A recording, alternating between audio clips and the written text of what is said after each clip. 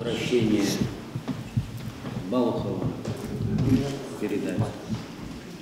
Я Балух Владимир, користуючись нагодою, звертаюсь до вас від імені громадян України, тимчасово окупованого Криму, із закликом до активних дій держави щодо якнайширшої консолідації зусиль активної частини великої родини, патріотично налаштованих громадян і представителей громадських організацій, які ведуть святу боротьбу з московицькими окупантами.